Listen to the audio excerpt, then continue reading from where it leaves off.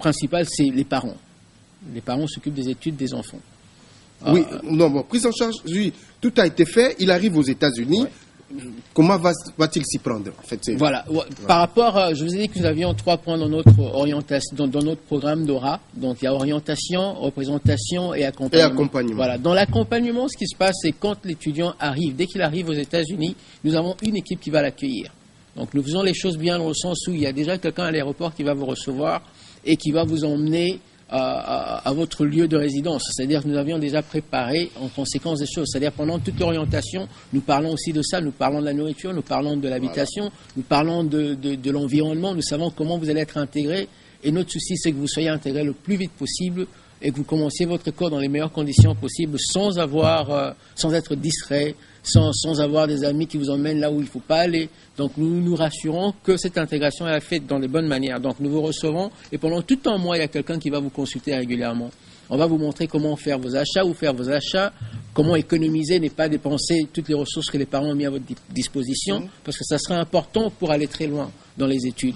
Il est important aussi que vous ayez votre permis de conduire ou carte d'identité et ouvrir un compte en banque. Non, là, nous sommes là prêts à les parrainer jusqu'à ce qu'ils obtiennent tous ces moyens-là, ils connaissent leur environnement et vraiment s'intègrent dans le milieu scolaire et avancent le mieux possible.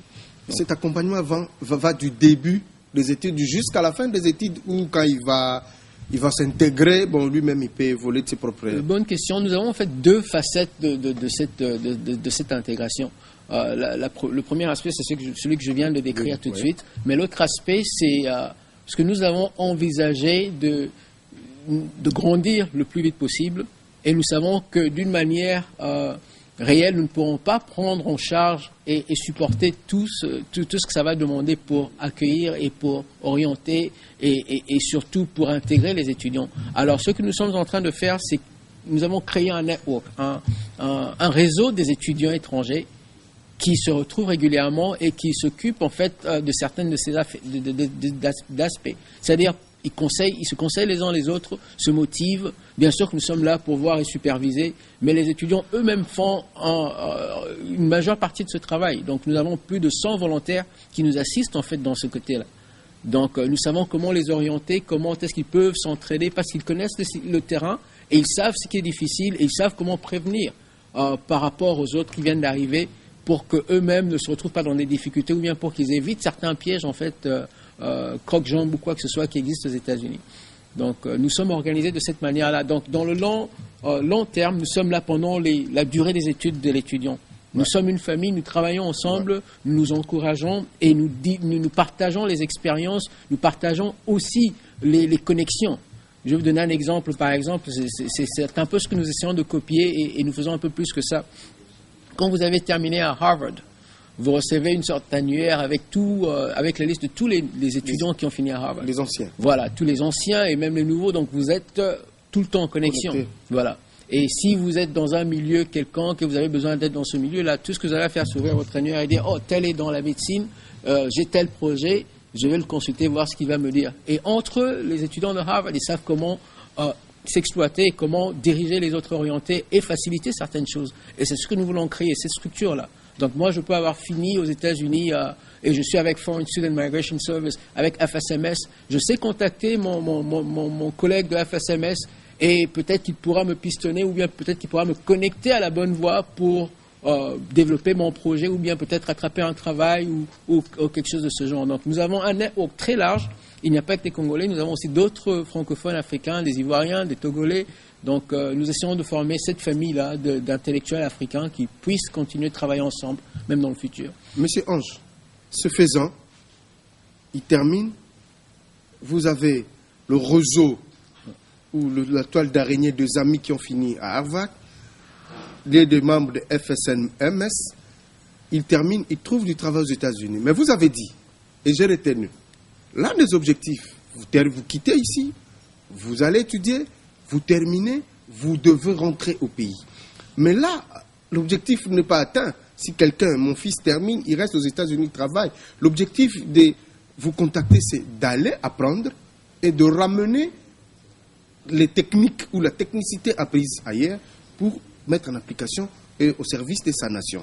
Là, quelque part, si vous encouragez ça. N'est-ce pas là, vous vous désorientez de vos objectifs? Non, je ne l'ai peut-être pas bien explicité. Ce que je suis en train de dire, c'est que ceux-là qui ont fini, qui ont été dans notre network, qui ont grandi avec FSMS, qui ont fini avec FSMS, qui ont déjà trouvé des débouchés avec FSMS, qui sont employés dans le cadre de FSMS avec les entreprises ici, au Congo ou en Afrique, c'est de ceux-là dont je suis en train de parler. Ça veut dire que dans nos contacts avec eux, nous pouvons faciliter que les autres qui sont en train de finir puissent aussi s'intégrer dans ce milieu-là et travailler dans ce sens. Donc vous voulez parler, il faut créer un réseautage. Un réseau, voilà. Là, nous sommes le système éducatif américain. Ouais. Des étrangers. L'étudiant africain congolais va étudier, il apprend les méthodes et tout est structuré. Mais quelle critique?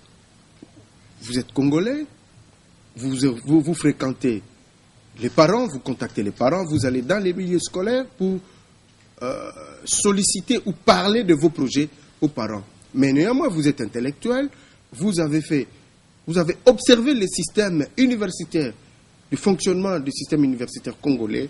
Avez-vous un œil critique? Quel œil critique, en fait, c'est ça la question, portez-vous sur le système éducatif congolais? Parce que on forme l'étudiant va à l'université, il termine, il devient demandeur d'emploi, j'ai l'honneur. Pourtant, on a besoin de créateurs d'emplois. Je suppose que ceux qui finissent aux États-Unis sont des créateurs d'emplois. Ils sont formés de cette manière-là. On forme un ingénieur et il n'y a pas l'école professionnelle qui suit. Heureusement, les Japonais ont compris. Avec l'INPP, je ne fais pas la publicité, mais c'est une réalité où on forme des techniciens. Je parlais avec un opérateur éducatif belgo-congolais qui m'a dit on forme les ingénieurs, mais il y a un vide entre les ingénieurs qui est formé comme concepteur, mais il n'y a pas des gens pour appliquer. Et le système n'est pas assez développé. Ça, c'est une brèche que j'ouvre. Vous, quel est votre critique du système éducatif congolais dans son ensemble? C'est vrai qu'il y a beaucoup de critiques, en fait. Il y a beaucoup de points qu'on peut souligner, mais je ne pense pas que c'est tellement constructif dans ce sens. Je ne pense pas que nous avons un mauvais système, pour commencer. Nous n'avons pas un mauvais système, mais nous avons simplement fait une très mauvaise gestion du système que nous avions hérité. C'est quelque chose, un système, ça doit respirer, ça doit être planifié, ça doit être... il faut qu'il y ait des changements, il faut qu'on opère aussi, qu'on réagisse aussi aux changements mondiaux qui sont en train de les changements mondiaux qui sont en train de s'opérer. C'est-à-dire que nous n'avions pas, je pense que c'est ce qui manque en fait au système congolais, cette flexibilité, cette capacité à changer, à se moderniser et à être planifié, structuré. C'est-à-dire qu'on pense que les choses vont arriver d'elles-mêmes en fait en quelque sorte. Donc c'est un problème de gestion, pas tellement de système. Il y a des choses qui sont prévues normalement. J'imagine que ici au Congo même, il est prévu qu'après les études, on puisse faire des stages, n'est-ce pas? Bien sûr. Il est prévu normalement que, à part les études, il y ait des recherches. Il y a beaucoup d'innovations qui se passent au niveau des universités. Mais malheureusement, chez nous, nous trouvons que ces innovations-là ne sont pas tellement prises en considération et les choses n'aboutissent pas jusqu'à la fin. En principe, les entreprises devraient travailler très proche des universités. Oui, mais parce qu'on forme des économistes, des universités privées.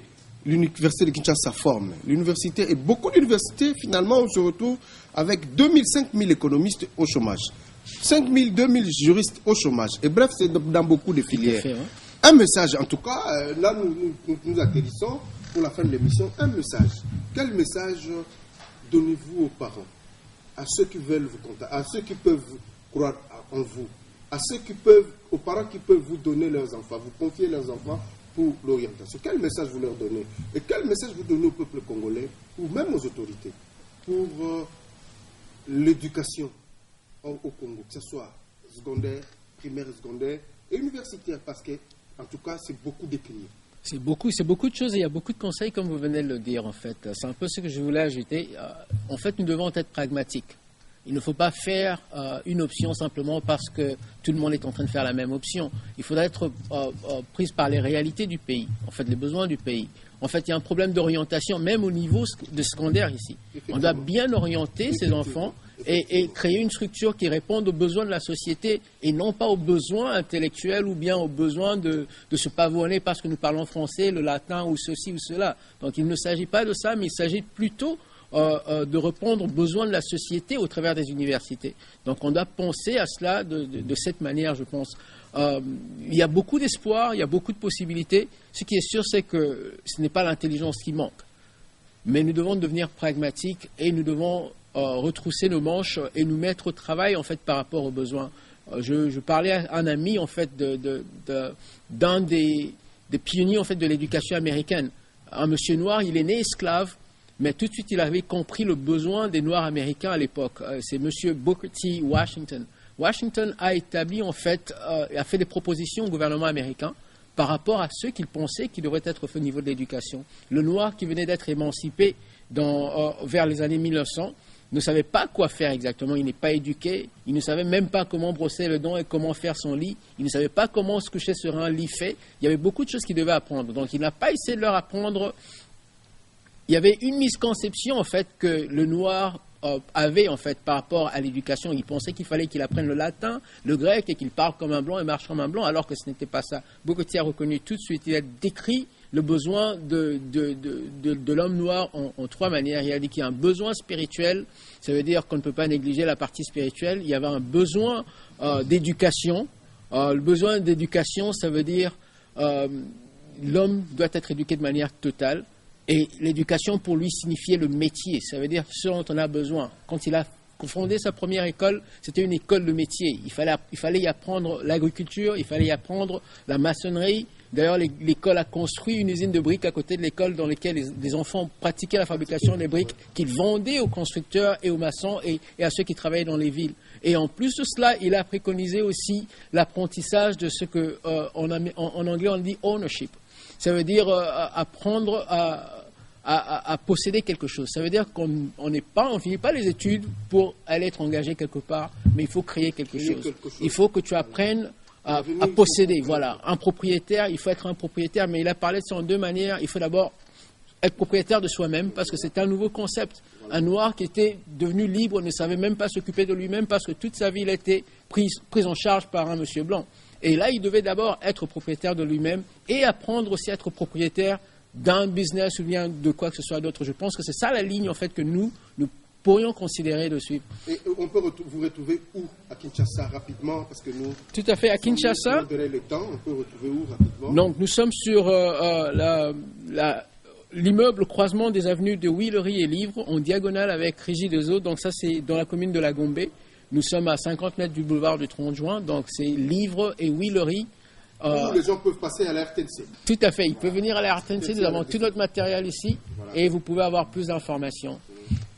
Merci beaucoup. Nous avons reçu M. Ange Moukadi, directeur général du Foreign Student Migration Service. Je ne suis pas fort en anglais, mais j'essaie de tâtonner. En tout cas, avec M. Ange, nous avons parlé des études des étrangers aux États-Unis et surtout la prise en charge. Monsieur Ange, merci beaucoup. Amis téléspectateurs, nous vous disons au revoir. C'était le dossier de la rédaction. Merci. Merci, Monsieur Guidlez.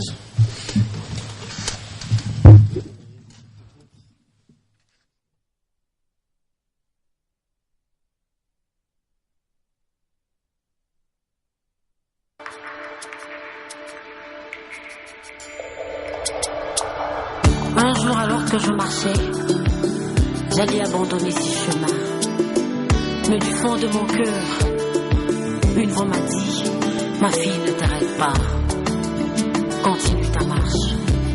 Continue ta marche. Ne pense pas que dans ces chemins, tout te sera facile. On te haïra. On t'assure